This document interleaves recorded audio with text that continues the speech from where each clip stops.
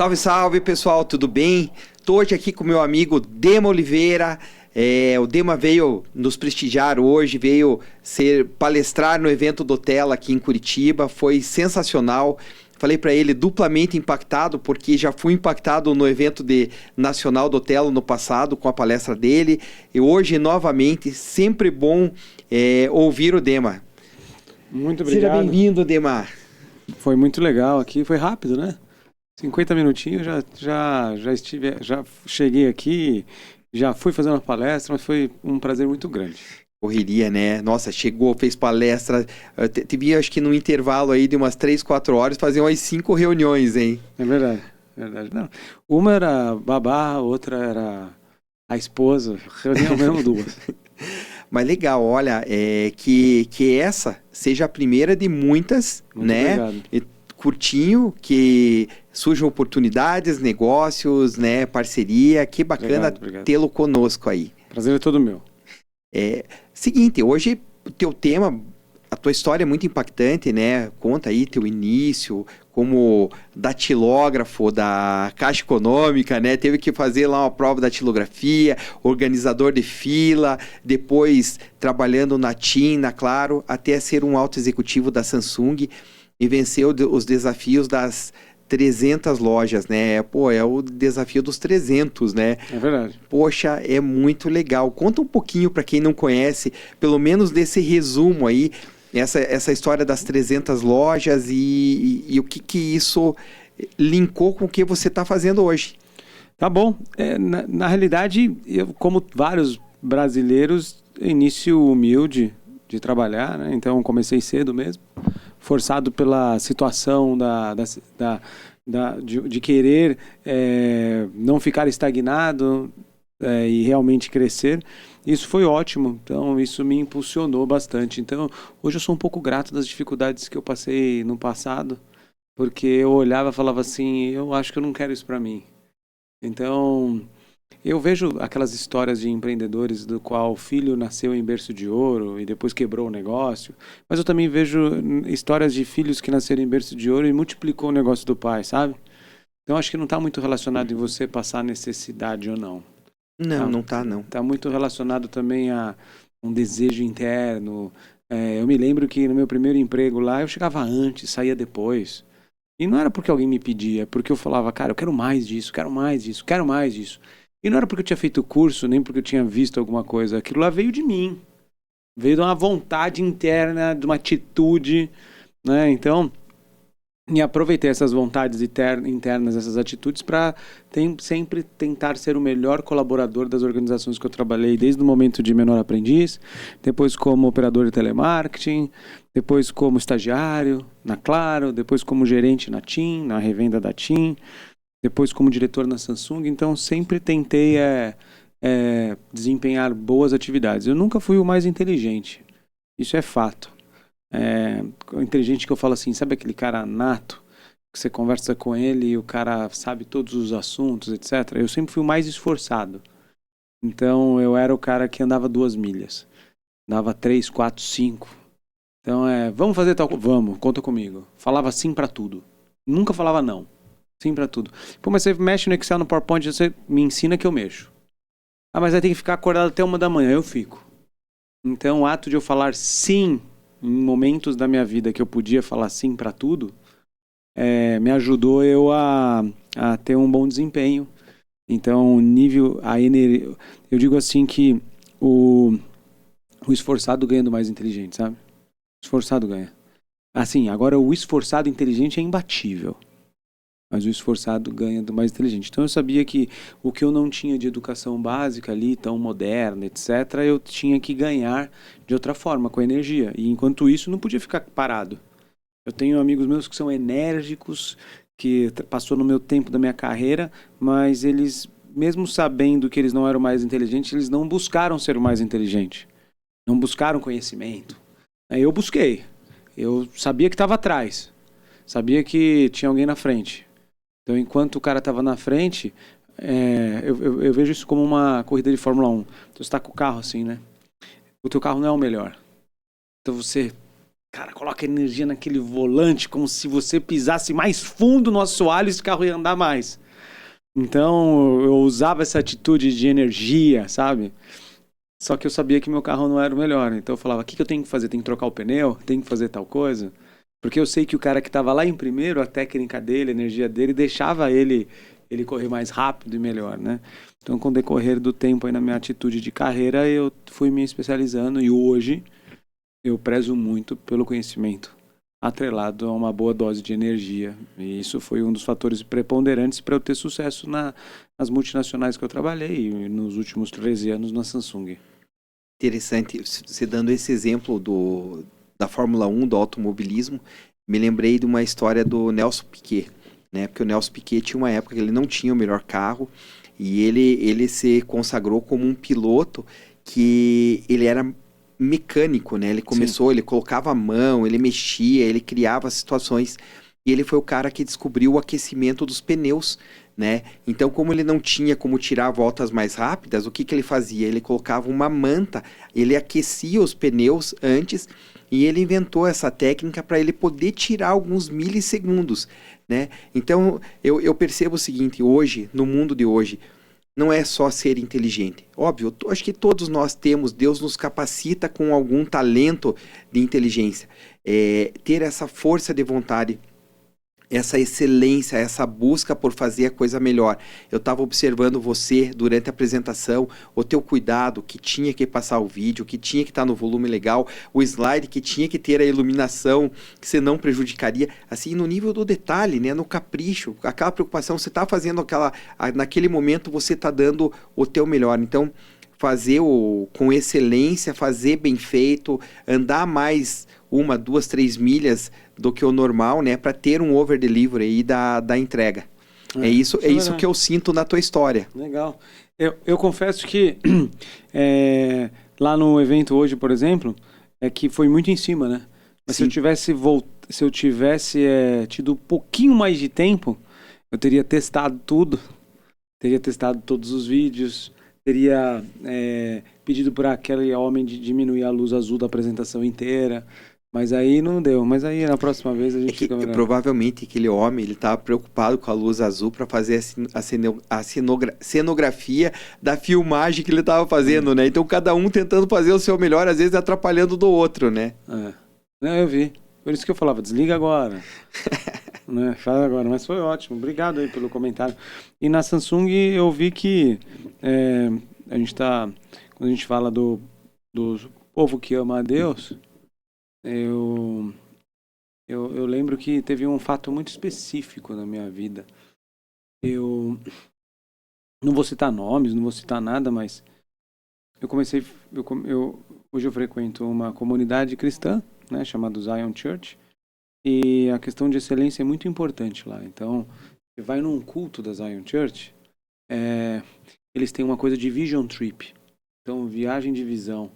Eles vão lá para fora, visitam as igrejas, e mesmo se eles concordam ou não com a visão doutrinária, eles pedem ajuda. Então eles falam assim, posso ver como é que você faz os teus cultos? Aí eles vão, olha, falam assim, olha o equipamento que eles usam, olha o jeito que eles fazem, isso aqui é muito bom, vamos trazer para o Brasil. Fala, dentro das nossas condições, o que dá para a gente poder ser tão excelente como aquela igreja? Ninguém está falando de fé, de profundidade com Deus, nem de conhecimento teológico. Sim. Mas a experiência de um culto, o que dá para melhorar no audiovisual? Falei, cara, interessante esse negócio de Vision Trip. Aí eu chegava no culto e falava assim, esse recado tá muito melhor do que os recados que eu dou na Samsung, feito por uma agência pagando milhões de reais para todos os meus promotores. Eu falo assim, tem algo errado. Aí eu filmava a igreja assim, mudava pro meu time e falava, muda os avisos, olha isso aqui, a forma de falar, a forma de se posicionar, o roteiro. Falava, cara, isso aqui é de multinacional. E aquilo começou a me impactar. Falei, cara, excelente isso aí. Você sabe que eu tenho esse sentimento aqui com a PIB. Legal. Eu tenho esse mesmo sentimento. E assim, eu não sou um cara do audiovisual, né? E recentemente a gente montou esse estúdio aqui. Aí, eu tive que ir atrás, entender de câmera. E realmente nunca foi da minha vida isso aí. E aí eu comecei a olhar, perceber os equipamentos da igreja. E todos os equipamentos top. eles também têm essa visão Muito legal. de excelência, né? E quando eu estava dentro do C12, um dos pontos que você colocava é que tudo que você faz, você não faz para você, você faz para Deus. E quando você faz alguma coisa para Deus, você tem que fazer com excelência. Então é essa a lógica de tudo isso. Mas eu cansei de filmar os avisos, os backgrounds dos telões e dizer assim, gente, olha que legal que estava lá na PIB, Legal. eles se comunicam muito bem. E agora você me deixou curioso para conhecer a Vai um igreja dia. do Hotel Hayashi lá. Vai um dia lá, é bem legal. E aí eu comecei a até abordar os colaboradores lá. Falei, você trabalha aqui na igreja? Trabalho. Tem uma vaguinha na minha empresa lá. Até o que não escute esse podcast. Não, a gente corta isso. Ou não. Não, vou deixar. Aí foi uma... Eu acho que o Theo um dia fez uma gravação pro Tela. Eu não lembro. Fez para nós, pro Teleeducação. Foi muito bom, né? O Acho Theo que é foi o mais ótimo. ouvido. Foi um dos mais ouvidos. Se não foi o mais ouvido, foi um dos mais ouvidos. Mas ele é muito legal. Eu curto, eu acompanho ele na parte de social media. Mas é muito legal a questão do legado, né? A mãe dele é assim. Então a mãe dele, que começou a igreja junto com o pai dele, junto com o irmão, é muito de excelência. É uma cultura japonesa, né? E ela, nos primórdios dos anos 70, estava fazendo doutorado na Inglaterra, porque ela sabia que tinha que estudar, e sem estudar não era... Talvez não tinha dinheiro nem para comida, mas fazia o doutorado. E Sabe, aí eu já assisti umas 3 vezes testemunhos dele em canais, em podcasts diferentes. E todas as vezes que eu assisti, eu me impactei. Tem uma história que ele vai num culto na Itália, quando ele estava... a mãe dele estava na Inglaterra, eles estavam morando lá na Inglaterra e eles foram num evento, acho que na Itália, que pessoas desmaiaram. Cara, que ele viu nascer uma orelha de um cara. É muito boa a história. Bem, alguém procura esse testemunho do Hotel Hayashi. Eu já vi nos 3 podcasts diferentes ele contando. É muito bom, pergunte para ele. É muito bom. Legal. E ele é legal porque ele tem uma linguagem bacana, né? Ele tem uma linguagem que atrai jovens. E aí eu lembro que eu fiz a imersão um mês atrás, falei, Theo, fala lá no grupo, mas não vai... Aí o Theo, ele gravou, ele foi lá, só que, cara, antes dele, era um grupo de CEOs, né, igual eu te falei lá, uma imersão. E antes dele falar, falou o CEO de uma empresa de videogame. Então ele entrou lá na sala, né, ele é pastor, aí viu lá o cara falando, o CEO, dizendo inteligência artificial, é um jogo famoso, o cara é brasileiro, ele é CEO global. Ele foi lá na minha imersão dar uma aula de como utilizar, o que é gamificação, qual é o futuro dos games, como vai impactar os negócios tradicionais, o que é realidade virtual, o que é realidade aumentada, o que é inteligência artificial, como usar isso na prática. Né? Um amigo. E ele é nada mais do que o CEO da empresa da Riot Games, que é a segunda maior multinacional do mundo que criou o League of Legends. Então é algo assim muito grande, sabe? Sensacional. E é brasileiro, eu tive o privilégio de chamar ele na minha imersão e ele foi lá dar aula. Uma das palestras mais legais. Mas ele tá morando aqui em Curitiba ou ele tá morando fora? Ele é de São Paulo, né? Aí ele mora na Califórnia, só que ele tá passando um tempo em São Paulo, aí eu falei, já que você tá passando um tempo aqui, vem pra cá. E aí o Theo olhou, tal, foi pra trás, eu vi que ele orou, tal, não sei o que, eu pedi pra ele trazer a visão dele sobre a liderança. Sobre o que é formar um líder e como formar outros líderes, né? Porque eu acho que esse é um dos principais talentos que ele tem. Aí ele foi, não teve uma musiquinha de fundo, não teve um louvor, não teve nada disso, era business, né? As pessoas dali, talvez, não sei quantas conheciam a Deus ou não, mas eu não sei qual a profundidade da fé de cada um, né? E ele entrou. Aí alguém tinha brifado algo errado para ele. Alguém do time dele falou assim, vai lá, não fala que você é pastor. Fala que você é da Dunamis. Fala que você é da faculdade Dunamis, não sei o quê, blá, blá, blá. Aí, só que não fui eu que passei isso pra ele. Acho que alguém passou e ele foi com esse estilo. Esse briefing. Aí ele chegou lá e falou assim, olá, meu nome é Theo Hayashi, eu sou pastor evangélico. Aí os caras regalaram o olho assim, né? Depois disso ele contou, dando risada num culto, falou assim, e os caras lá ficaram olhando com a minha cara, pastor evangélico, né? Aí foi engraçado essa abertura. Cara, eu já me coloquei muito do lugar de ser uma liderança de uma igreja como a do Theo, por exemplo. Cara, é uma responsabilidade gigante, é um negócio de uma complexidade absurda, porque você está lidando com uma galera de colaboradores que estão dentro do teu business e você está prestando serviço com muitas pessoas e num ponto muito delicado, né? Se lida com todos os tipos de problemas pessoais. Então, eu percebo que realmente para acontecer uma igreja onde Jesus está presente, você tem que ter uma unção muito grande, tem que ter uma responsabilidade muito grande. Não é para qualquer líder, não. Sabe o que eu percebi nessa minha jornada? A gente tenta, de uma certa forma, separar alguns fatores, mas o que eu quero dizer para você é o seguinte, que eu aprendi, eu tenho 42, faz um tempo que eu estou na igreja. Então eu fui profissional antes da igreja e fui profissional depois da igreja. E a Bíblia fala que você foi salvo, está sendo salvo e será salvo. Sim. Né? Então nesse processo de amadurecimento, eu digo que é muito melhor você... E o Theo fez uma oração lá. A oração que o Theo fez todo mundo fazer a oração. Ele falou assim, uma coisa muito legal que tem a ver com o testemunho que eu vou dar. Ele falou assim Senhor Deus, me dê aquilo que o Senhor preparou para mim. E não permita que eu tenha aquilo que o Senhor não preparou para mim. Então hoje eu sei, como CEO e consultor da consultoria, que eu estou tendo graça de Deus. Eu estou embaixo da graça dele. Então uma coisa é eu me esforçar para ter algo que não foi Deus que me deu e ele nem quer dar para mim. Eu que quero. É um sofrimento, é um cansaço, é vontade de chega. E eu vivi muito tempo isso da minha vida. Eu falei, não quero mais. A minha oração todos os dias é, Senhor Deus, me dê aquilo que o Senhor quer que eu tenha, aquilo que o Senhor preparou para mim, que é exclusivo meu. E não permita que eu entre em caminhos que eu vou me cansar, que vai atrapalhar e vai atrapalhar a minha chegada. Eu não vou conseguir cumprir o teu propósito na minha vida. Então não me deixe eu andar caminhos secos de coisa que eu vou por oportunidade e não por propósito. E quando você está vivendo o propósito de Deus no empresarial, não estou dizendo que a vida vai ser fácil. Você viu quantas ligações eu atendi? Sim, claro. Mas eu tô na graça. Então eu sei que através de uma palavra que eu tenho de Deus, tipo, você vai lá e vai fazer isso. Vai lá e faz acontecer. Sim, senhor. Vai ser difícil, vai. Mas quando estou difícil, eu falo, eu estou debaixo da sua graça. Eu gostei a hora que a gente estava tomando café, nosso pós-evento, né? Você comentou sobre a visão que você tem hoje para esse mundo corporativo de cristãos. Né? E até você comentou assim, porque quem não é cristão, né? Citou acho que Lucas 6, enfim.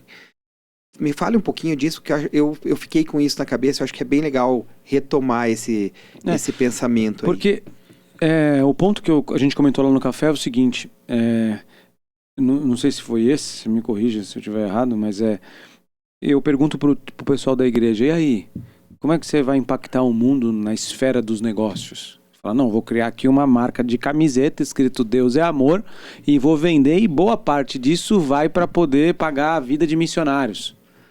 E eu falo assim, até pode, mas está errado essa visão. Então eu chego nos jovens e falo, e aí, como é que você quer usar os negócios para você ajudar o crescimento da obra de Deus? Não, talvez criar um celular de crente, talvez fazer algo assim, tá errado. Eu percebi que a melhor forma de você impactar o reino dos céus através da área dos negócios é você criar empresas que crescem, empresas disruptivas, contratar mais, contratar melhor, entregar projetos com excelência, porque isso você vai ver, as outras pessoas serão abençoadas, vai gerar mais emprego, vai gerar mais testemunho. Eu lembro que uma vez um cara da Samsung falou assim para mim, Dema, cara, eu não conhecia Deus, e eu sempre testemunho dele, em algum momento ele vai conhecer na vida dele, porque a semente foi plantada. Mas era um diretor, ele era meu par. E ele falava assim, Dema, cara, todos os projetos da Samsung aqui é uma bomba que você pega. E você pega e depois sofre, mas depois de 6 meses o projeto anda. Cara, eu não consigo entender o que você tem. E aí eu falei, cara, eu tenho Deus, me ajuda. que ele sabe que eu tô aqui por um motivo e que mesmo eu pegando um projeto bomba, não exime minha responsabilidade de eu ser excelente naquilo que eu faço. E eu nunca fui um crente bandeirola que anda assim, Deus é amor, tô fora. Eu quero que as pessoas olhem e falem assim, que trabalho bem feito. Cara, esse trabalho bem feito mudou minha vida.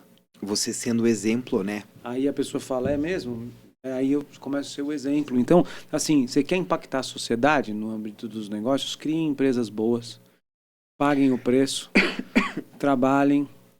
Hoje o jovem, muitas vezes, falando para o público mais jovem, né? Ele olha na internet o cara que não fez faculdade, olha na internet aquela história daquele cara que ficou rico com 21 e ele tem ali um senso do tipo, cara, eu também tenho que ser igual. É 0,00001% de todos. A grande maioria das pessoas tem que estudar, tem que se capacitar, tem que aprender e tem que trabalhar um bom tempo honrando a visão de um terceiro, trabalhando para outro. Sim. Aí você semeia no outro. Você colhe aquilo que você semeia. Como que você vai colher no empreendedorismo se você não semeou? Então, para Davi ser Davi, ele ficou um bom tempo trabalhando para Jessé. Certo? Certo. Concordo contigo. Tenho essa visão também. Eu vejo assim que dentro do nosso meio, do que a gente está se propondo fazer hoje, além de ser exemplo para essas pessoas, o que eu digo para uma pessoa mais jovem hoje é buscar pessoas que já estão maduras como nós, que já passamos por uma jornada grande, onde a gente já acertou bastante, mas também a gente já errou muito, né? E as pessoas buscarem conversar, ter mentoria, se aproximar de pessoas mais experientes, né? Que são referências. Eu acho que esse tipo de situação que um ambiente como a igreja proporciona, porque nem todos os ambientes as pessoas estão abertas a compartilhar, a doar esse tipo de experiência. E na igreja, sim, nos nossos ministérios de empreendedores, você tem essa possibilidade, sim, né? Tem. Mas sem romantizar, sabe? Eu ainda acho que a base estrutural dos empresários cristãos tem uns que despontam e a gente muitas vezes acha que o melhor empresário é aquele melhor que aquele empresário que ganha mais dinheiro. O ato de ganhar dinheiro é algo que faz parte da ciência do empreendedorismo, porque se você Sim. toma mais risco, você teria que ter mais retorno, Sim. né? No entanto, eu ainda vejo que as pessoas elas dependem muito de Deus e menos de você. Eu gosto de falar assim, você quer ter sucesso no empreendedorismo sendo cristão, 80% é você, 20% é Deus. 80% é você. É seu esforço, é seu estudo, é sua análise competitiva, é você melhorar como ser humano.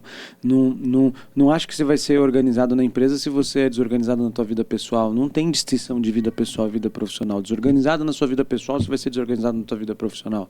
Não cumprindo horários na tua vida pessoal, você não vai ser na sua profissional, né? Então eu ainda vejo que tem uma coisa do tipo, Deus me ajuda, cara, mas e você, né?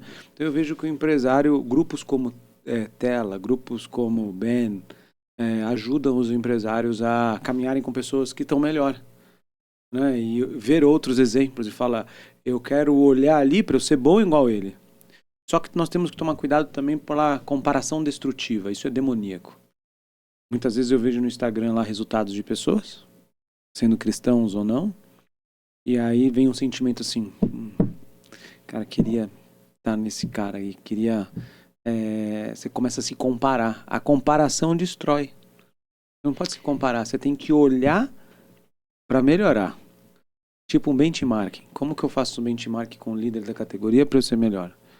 Como que eu vou entrar naquele grupo e ver aquele empresário? Cara, como é que você faz suas finanças? Mas se você entra na comparação, é o diabo comparando-se a Deus, sabe? Então tem que tomar muito cuidado. A comparação destrói qualquer coisa. A comparação destrói o casamento. Eu falei hoje passei um projeto pela manhã para um pessoal que ele está fazendo um projeto de branding para uma PropTech lá de Miami. E era a parte de identidade visual, estamos no início ainda, né? E aí, poxa, questionaram o tom de azul, questionaram tal, dali a pouco ele mandou a logo do Nubank. Aí eu brinquei com ele assim, olha, pega o projeto, coloca embaixo do seu travesseiro hoje, durma com ele. Se amanhã você acordar gostando tanto quanto você gostou no início, é porque ele é legal, ele tem aderência contigo. E para de olhar os outros, porque isso é que nem esposa. Se você ficar olhando para todo mundo, vai chegar uma hora que isso vai dar problema. Você não vai ter todo mundo. A logo do Nubank é linda, maravilhosa, ok? Mas é a logo do Nubank. E é assim que você vai pegar outras referências. Essa é a tua identidade, né? Olha para ela, cultiva ela, e depois que você realmente se convencer que ela tá bacana, você não vai ficar mudando a todo momento, né? Aí até ele não é um brasileiro, um alemão, ele deu risada, né? Eu pensei, esse cara deve ter me achado maluco, né? De fazer esse tipo de comparação.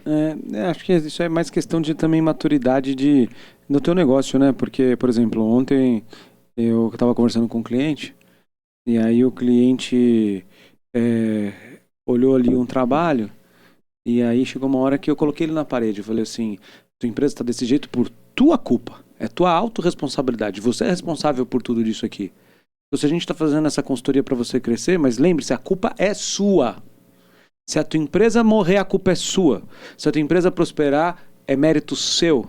É toda sua responsabilidade. Não coloca a culpa no teu funcionário, não coloca a culpa... Você tem o poder de trocar seu funcionário. Quando eu estava abrindo as lojas Samsung,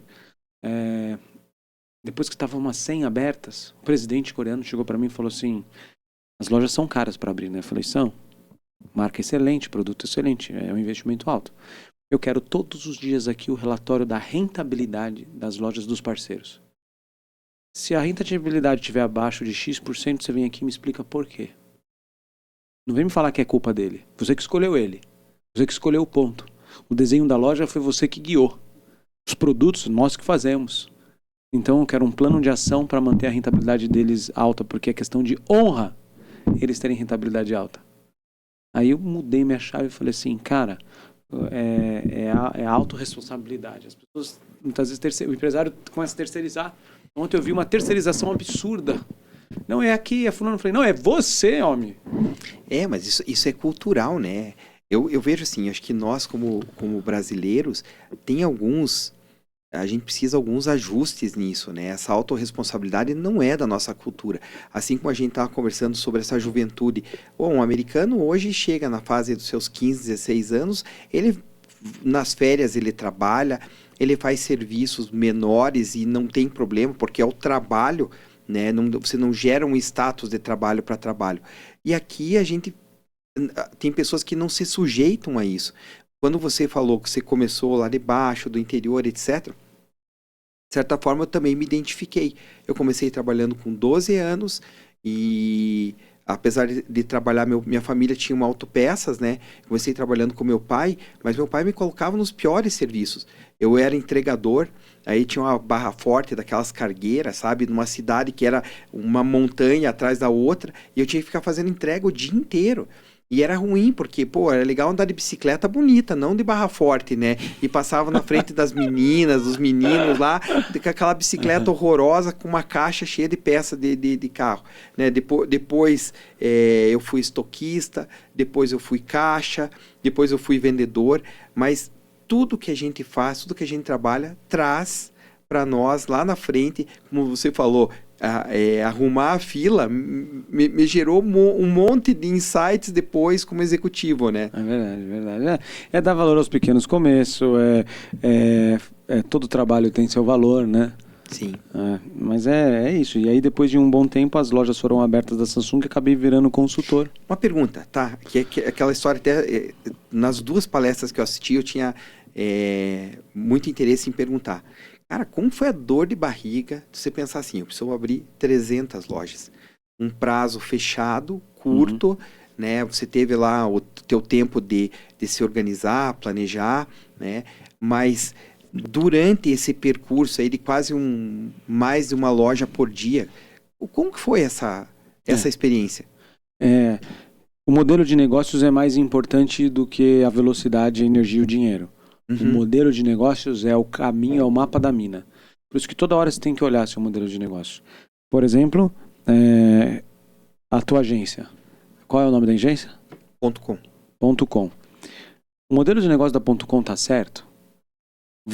A gente já mudou o modelo de negócio da .com várias vezes. N vezes. Boa. Até porque o nosso negócio, onde nós estamos posicionando, foi um mercado tão orgânico que ele foi se transformando e nós só estamos hoje aqui porque a gente teve capacidade de se transformar junto. Excelente exemplo. Na loja Samsung também foi igual. Eles queriam que abrir vários pontos de venda. Só que quando a gente chegava nas grandes... Aí ó o modelo de negócio, né? Aqui vem na cabeça vamos abrir uma loja física. Sim. Cada loja física conta um ponto. Certo? Só que quando eu chegava numa Casas Bahia com 2.000 lojas, e eu sabia que ele não era meu perfil ideal de franqueado, eu vinha com um modelo alternativo. Eu falava assim, Casas Bahia, vamos fazer o seguinte, você nunca vai praticar o preço que eu vou praticar, porque eu vou ter preço tabelado. Nunca vai fazer o parcelamento que eu vou fazer, porque eu vou até no máximo 10, você vai em 48. Sim. Você não vai poder usar teus banners com caneta piloto, porque aqui é tudo digital. O teu uniforme não vai poder ser com o teu fornecedor, vai ter que ser com o meu. Meu sistema de gestão, eu que controlo os preços dos precificadores, não da minha matriz, eu mando e mudo. Então você vai seguir várias regras. Eu acho que o teu negócio, o teu perfil não é para ser franqueado. Mas você tem aqui 50 lojas premium, que eu acho que caberia uma loja Samsung dentro da tua loja. O que é isso? Deixa eu te mostrar esse modelo de negócios. Aí, ao invés de eu falar não para Casas Bahia, eu mostrava uma alternativa. Eu já mandava meu time nas lojas da Casas Bahia, já mandava ele mapear o time. A gente pegava o corner ali de entrada onde que ia ser, tipo, lojas Casas Bahia no Betel. Falei, pô, lá é premium. Então tem uma Casas Bahia lá, que se chama Ponto Frio. Não é Casas Bahia, Ponto Frio. Ponto Frio. Vou fazer um desenho de um quiosque Samsung, que é uma loja dentro de uma loja, store in store, onde o cara entra dentro do Ponto Frio, mas do lado ele olha lá e fala, cara, isso aqui é uma loja Samsung. Um funcionário Samsung parado. Um computador Samsung aberto. Só que os preços da Casas Bahia, os parcelamentos da Casas Bahia, mas o design inteiro, o atendimento inteiro Samsung. Com funcionário Samsung lá. Você topa? Pô, projeto lindo, topo. Aí numa mesma tacada eu conseguia colocar 20 lojas, 30 lojas. Eu lembro que eu coloquei uma loja Samsung em 50 lojas Fast Shop. A Fast Shop não tinha loja Samsung, tinha 50, mas dentro das lojas dela. Hoje eles têm um corner, né? Esse corner aí, vira uma... Aí evoluiu. Lá, 7 anos atrás, era uma loja mesmo. Uma loja. E uma outra pergunta. Aí, com essa quantidade, eu acabava conseguindo atingir o número que precisava atingir. Não foi 300, não. Foram 450. Por exemplo, hoje, na tua época, se eu chegasse e quisesse dentro dessa loja Samsung comprar uma geladeira que não estava exposta, mas havia possibilidade, por exemplo, de eu ter um acesso à loja online? Quando eu fiquei muito tempo responsável pelo Samsung.com. Então, no começo, a tecnologia omnicanalidade ainda não estava ainda boa. Então, o máximo que fazia era o cara entrar no site da Samsung, lá dentro da loja, e fazer uma transação direta com o site da Samsung. Com o passar do tempo, isso mudou. Eu gravei um podcast segunda-feira com o vice-presidente de marketing da Samsung, responsável por essa área agora, é um amigo meu, o Frederico. E hoje o cara entra dentro de uma loja da Samsung e fala, eu quero uma geladeira amarela. Só um minuto, perfeitamente. Escolhe aqui no tablet, estou te entregando amanhã. E o cara, essa geladeira veio da Samsung, não veio do parceiro. Meu parceiro é comissionado e o cara recebe. Eu cheguei na Casas Bahia, o inverso é verdadeiro também. Cheguei na Casas Bahia, na loja Casas Bahia. Não tem loja Samsung dentro da Casas Bahia. Foi o projeto que eu fiz lá no passado, isso aí acabou. Hoje a Samsung tem 330 lojas, até o último número que eu sei. Lojas exclusivas, né? Lojas como a loja do shopping. Isso aí. Aí eu fui na Casas Bahia no ano passado, em janeiro, antes de eu sair, em Brasília. Cheguei lá na Casas Bahia e eu falei... Aí o atendente da Casas Bahia me atendeu, vestido de Casas Bahia. Eu perguntei, ele não sabia que eu era da Samsung. Eu falei, você tem aquela máquina de lavar da Samsung assim, assim, assado? Ele falou, claro. Eu falei, tem aqui? Ele falou, não, mas eu tenho no meu celular, deixa eu te mostrar. Aí eu vi, falei, é essa mesmo. Aí com preço bom pra caramba, eu falei, então tá bom, mas não tem aqui? Ele falou, não, a gente nunca tem estoque desse produto, a gente entrega na sua casa. Aí ele falou, me dá teu WhatsApp. Eu dei o WhatsApp e a menina mandou o link já. No link, no celular dela, era assim, casasbahia.samsung.com. Então a pessoa comprou, automaticamente a Casas Bahia ganhou a comissão, sem usar o estoque dela, porque o sistema evoluiu tanto, que hoje a gente está dentro, a Samsung está dentro das lojas varejistas, né? Fez um excelente trabalho. Depois eu deixo nos comentários o link para vocês ouvirem esse podcast, é muito legal. Eu vejo o seguinte, hoje o varejo, na minha opinião, tá? O varejo, ele é um showroom, né? As pessoas vão lá porque elas querem degustar, etc. Então, eu enxergo muito você gerar uma experiência de loja, e essa experiência de loja está muito ligado ao treinamento, você ter um vendedor que tem essa capacidade de fazer o que esse vendedor fez. Eu, por outro lado, tive uma experiência horrível na Samsung do Shopping Curitiba. Eu volto do evento lá contigo, né? E eu entro numa Samsung. Eu não queria comprar um celular. Na realidade, eu como todo geek, né? Amo Queria entrar ver. numa loja da Samsung, da Apple, de qualquer loja de eletrônicos, né? E aí, eu olhei um celular e eu sabia que estava mudando, que ia vir, acho que esse Flip que abre Fold, e tal.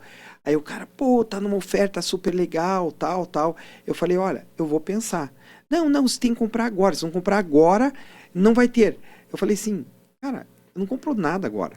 Tipo, eu sempre penso na minha vida assim, eu não vou comprar hoje.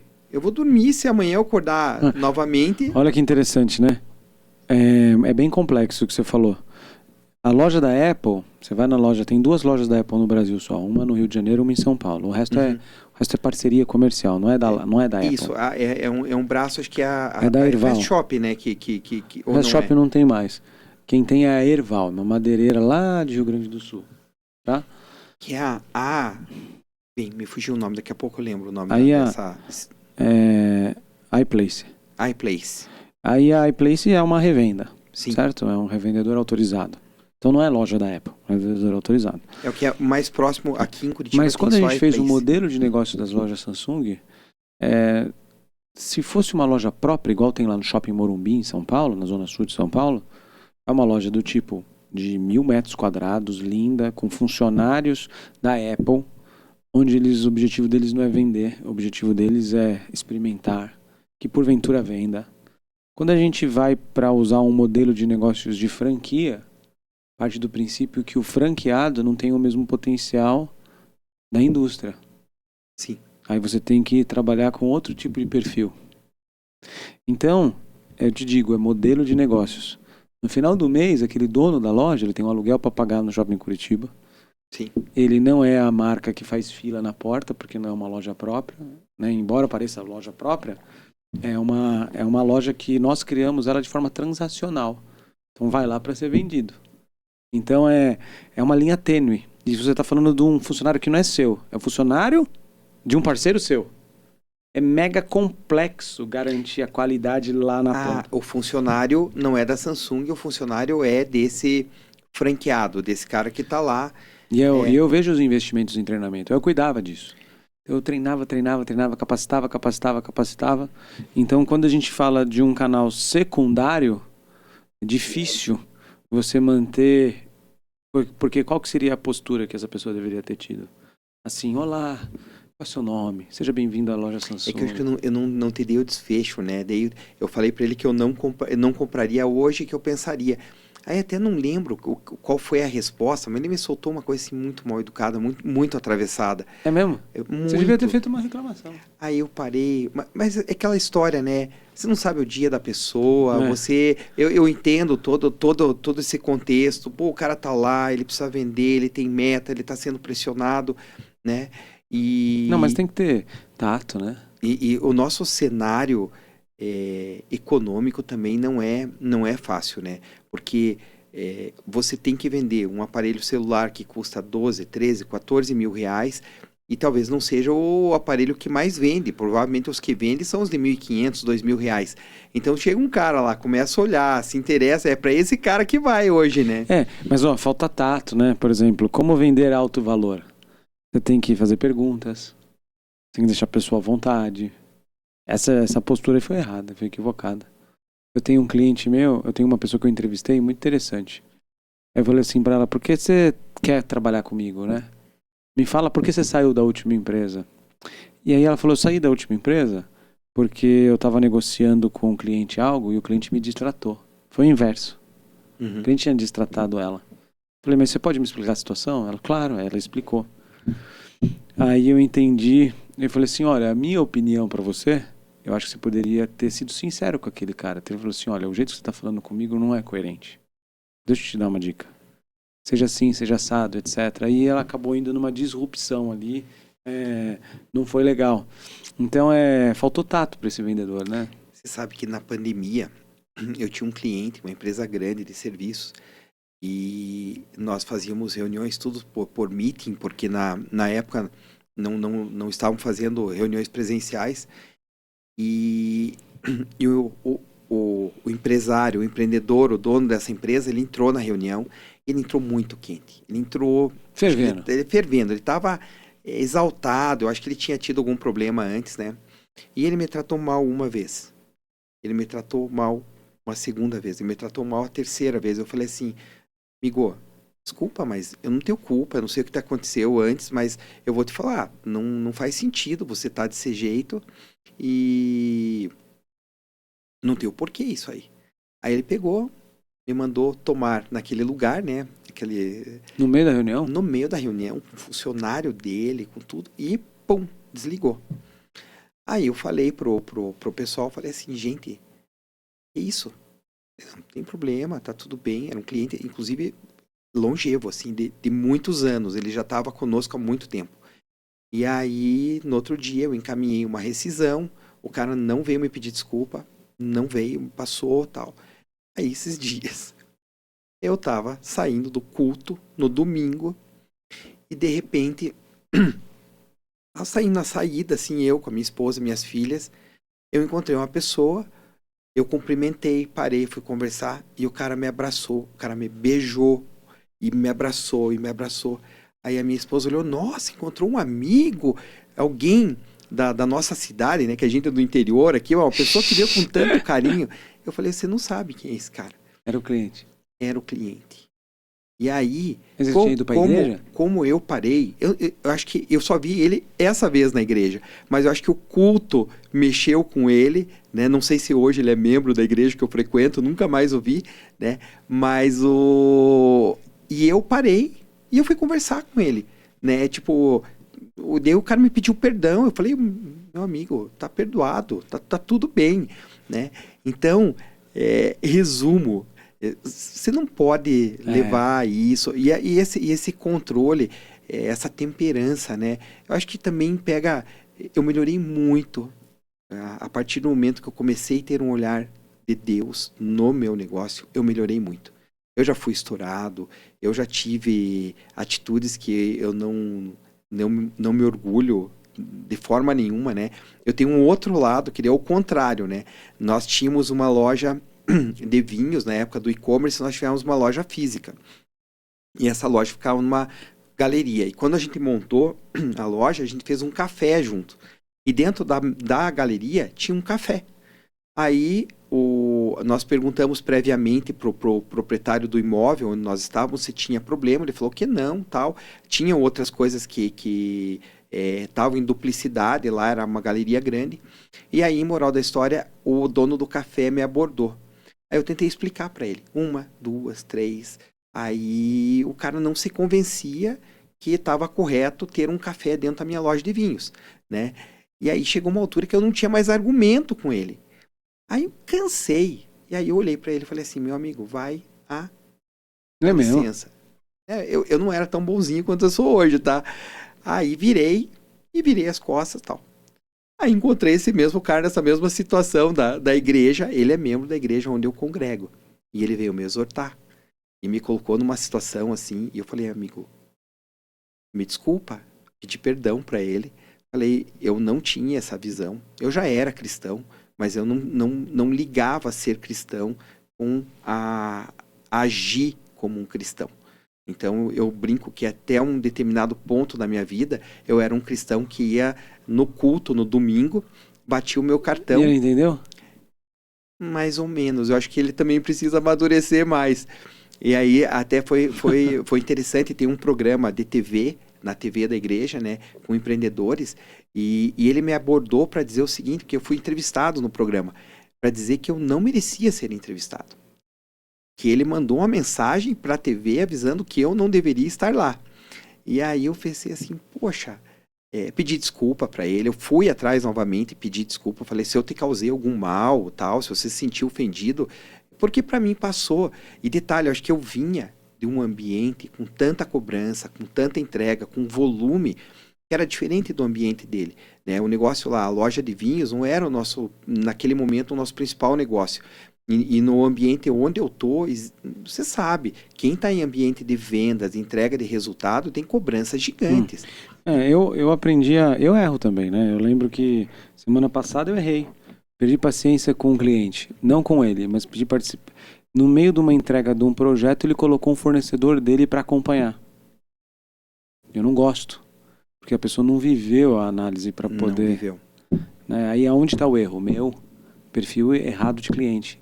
Não era para eu ter colocado aquele cara como um cliente. Tinha que ter negado ele. E não neguei. Aí eu no meio da reunião, a pessoa fez uma coisa atravessada e eu falei assim, olha, discordo do que você está falando completamente. Não fui mal educado, mas eu dei uma postura tipo, sabe aquele cara que coloca assim, eu discordo do que você está falando e não concordo em absolutamente nada e a partir de agora eu vou tampar o ouvido. Isso, mas era uma palavra assim, discordo com o teu ponto de vista. Aí fiz aquele clima de mal-estar. Mandei mensagem pro cliente e falei assim, eu quero falar com você pessoalmente. Eu liguei e falei assim, meu amigo, não vou falar mais com essa pessoa. Numa análise minha, pessoa que não tem um histórico, não me coloca mais. Só que o errado fui eu de ter colocado ele como cliente.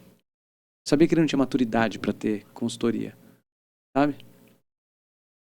Então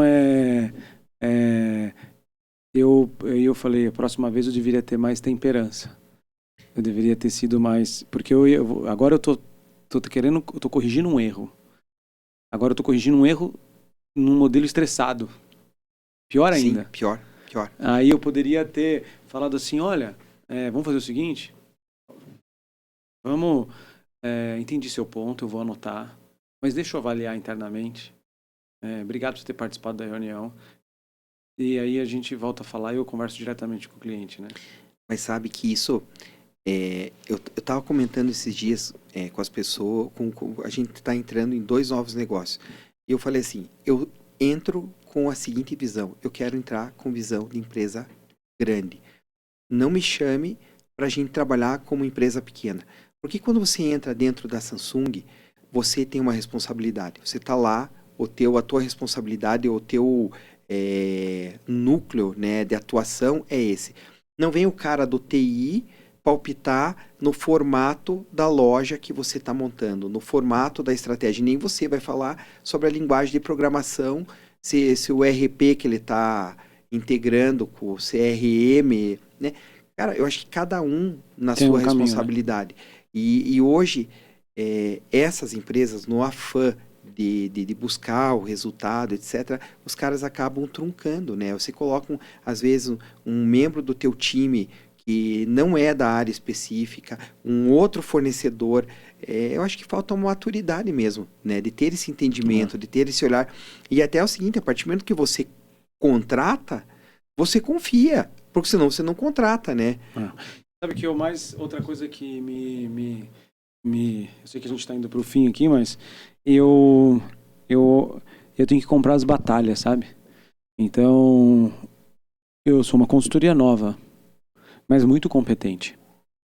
Então, eu ainda não posso me fazer de rogado e não pegar algumas empresas. Eu tenho que pegar tudo que der para gerar faturamento, entregar, aprender, etc. Né? Sim. Mas no meu caminho, eu sei que tem tipos de clientes que têm o meu perfil e tipos de clientes que não têm. Tem tipos de fornecedores que têm o meu perfil de fornecimento e outros que não têm. E tem tipos de parceiros estratégicos que têm o meu perfil e que não têm. O que é um parceiro estratégico? Aquele cara que vai te indicar uma consultoria. Aquele cara que vai falar assim, cara, vou te dar um palco aqui, ó. Você vai num palco de empreendedorismo e eu vou te chamar. Só que você vai lá, você fala a tua história, você vende a tua história, você impacta, você fala de Jesus, pega com os clientes, e aí esse cara é teu parceiro estratégico para isso. Só que para você ser parceiro estratégico dele, você tem que caminhar com uma pessoa que talvez você não goste muito da forma dele ou dos valores dele. Jesus mandou a gente amar, não gostar de todo mundo. E você acaba, muitas vezes você demora para descobrir qual é o perfil daquele parceiro estratégico. Está no mundo dos negócios, olha como que é complexo. Tem um dom espiritual que é discernimento de espírito. Nós precisamos pedir para Deus esse discernimento de espírito, porque te evita ter dor de cabeça lá na frente. Tipo, não use esse parceiro estratégico no teu negócio que não tem o teu espírito, vai dar pau. Tem uns que não precisa nem ter seu espírito, mas se você tem o discernimento, você sabe se o cara tem o discernimento do espírito de bagunça ou discernimento do espírito que vai te ajudar no teu negócio. Se Deus te deu o teu negócio, você tem que ser muitas vezes paciente. Não estou falando contratar crente, nem nada disso. Estou falando algumas parcerias estratégicas. E aí, nesse meu amadurecimento como empresário, eu vejo que algumas brigas eu tenho que comprar. Algumas amizades eu tenho que deixar. Algumas pessoas eu tenho que frustrar. Porque eu sei quem eu sou em Cristo. Eu sei minha identidade em Deus. Então tem um amiguinho da igreja lá que andou comigo até aqui, mas até aqui eu fui com ele. Daqui pra cá eu não consigo ir com ele. Porque ele não tem o nível de excelência que eu preciso. Ele tá aqui mais para receber do que para entregar. Então eu tenho que falar para ele, meu amigo, obrigado, você me ajudou até aqui, mas daqui em diante para cima, onde eu tenho que ir, onde que Deus me deu a visão, eu não consigo mais ir com você. Deixa a Ló ir para lá. E eu tenho que ir para cá. Sabe, eu vi uma palestra... Só que eu faço inimigos. Do ponto de vista não meu. Há vários anos eu vi uma palestra do Arthur Greenwald, que na época era o CEO do Boticário. Ele falou exatamente isso. Tá? E eu até vi quando no podcast Sotela você fez, acho que você teve essa mesma fala. E eu entendi essa fala, quando o Arthur Greenwald falou, isso ele me chocou. Porque eu pensei, mas esse cara tá sendo ingrato, porque talvez ele até falou num contexto de RH, ele falou assim, o cara que foi o meu diretor de marketing até hoje e me trouxe até aqui, não necessariamente é o cara que vai me levar daqui para cá, na próxima etapa da minha jornada. Então, às vezes, realmente, você não se encaixa para determinados perfis. Você não se encaixa. Mas isso é profissionalmente. E aí você tem que ter o discernimento, porque não adianta, é mais ou menos você chegar com uma chave Phillips e tentar parafusar um parafuso de fenda. Você fica ali desgastando a ferramenta e não vai ter êxito naquilo, né? Porque não combina o mindset. E assim, você quer crescer, você quer voar, você quer a excelência. E tem pessoas que não querem, elas estão acomodadas dentro daquele cenário, tá tudo bem, etc. Ou até querem, mas o preço que você vai ter que dar, vai ter que mexer nos seus valores internos. Aquele parceiro que você vai, ou aquele fornecedor, aquela pessoa que você vai contratar, vai te colocar no outro patamar. Sim. Mas talvez você não está disposto a mudar algumas coisas internas que são inegociáveis. Então, por exemplo, estou dando um exemplo específico, para eu não colocar nome aqui. Tem um parceiro específico que ele me chama para eu estar num determinado local. Eu fui uma vez lá. E eu estou pensando, enquanto eu estou aqui falando com você, eu estou avaliando. Acabando aqui, vou mandar uma mensagem pro meu sócio dizendo assim, meu amigo, eu estou pensando embora eu vá perder, eu estou pensando em perder essa oportunidade para eu não ter que caminhar com esse cara e não criar laços com alguém que o santo não bate. Né? Então eu vou perder. Só que aí vem uma frase que eu gosto muito, que assim, muitas vezes é servindo que você agrada, é muitas vezes devagar que você vai mais rápido, é muitas vezes perdendo que se ganha. Então vou lembrar dessa. Mas eu tinha dificuldade para lidar com esse tipo de coisa. Hoje eu tenho um consultor, linha direta, converso com ele, em uns 2, 3 dias a coisa começa a elucidar, viu? Então esse papo com Deus, ele te ajuda muito. Muito bom. Porque antes não tinha isso, né? Eu conversava com a Raquel, a minha esposa, que é minha sócia. E assim, outra coisa importante, né? Você ora, conversa com Deus. O Espírito Santo fala, você fala, Espírito Santo, fala comigo. Conselheiro, não é? Sim. Conselheiro. Estou buscando o conselheiro dos conselheiros aqui. Só que os teus medos, as suas crenças limitantes, o teu passado, o problema que você teve com o chefe, as tuas falhas, muitas vezes te colocam numa postura de medo. E aí você deixa de fazer alguns negócios por medo. Porque você não teve... É uma linha tênue entre o medo e o que o Espírito Santo está falando para você não vai. Então, você sabe que isso, o meu isso é a minha problema... maior dificuldade. Eu falo, será que isso é medo? Ou isso é uma crença minha? Esse cara aqui não sei o quê, vai dar pau? Ou é Deus falando não vai? O meu problema é que eu nasci com pouco medo e nasci com muita empolgação, sabe? Aquela história, um louco empolgado, então tem que segurar de vez em quando. Então, hoje... Senão a gente vira também a raposa que eu dei na palestra. Muito cauteloso, não faz nada, não dá um passo. Não vou pra Samaria não, vou ficar aqui. Não, e eu vejo o seguinte, quando você entra no lado da raposa, a paixão, aquela volúpia de fazer, ela é importante. Então, quando você entra nessa história assim, eu sou cauteloso, você não tem isso, você não tem essa energia. Então, você entra... Eu acho que esse é um profissional legal para ter no time, que é um cara que às vezes você olha e diz assim, amigo, o que você acha? Porque é o cara que na reunião, ele não está comprando a ideia, ele não está viajando, ele está sendo muito racional, muito analítico. Então, eu acho que é um cara legal para compor time, mas não é o cara que está com o bastão da liderança, né? Muito bom. Demar, obrigado, cara. Eu queria ter mais uns 5 dias desse aí, eu vou aprendendo, trocando ideia. Então, vamos lá para São Paulo. Deixa eu deixar minhas redes sociais. Quem quiser acompanhar um pouco o Dema, entra no Dema Oliveira Oficial. Sabia que já tem um Dema, cara? Eu acho que esse Dema já morreu. Tentei entrar lá no Instagram dizendo, olha, esse cara não existe mais. Me dá o Dema. Ele não teve, então tive que escrever Dema Oliveira Oficial. Aí... Cara, mas tá crescendo, né? Crescendo, você é figurinha carimbada no meu timeline lá, eu acompanho tudo. Hoje, inclusive, o pessoal já postou, gostei lá que você deu o exemplo do preso que marca os dias. Ficou muito legal. Legal. Você já viu isso? Não. Você não viu? Pô, então depois você vê, ficou muito legal. Parabéns aí pro pessoal do teu marketing aí que já... Foi rápido, né? Foi rápido. Botou o preso lá? E botou o preso, tá lá o preso, marcando os dias lá.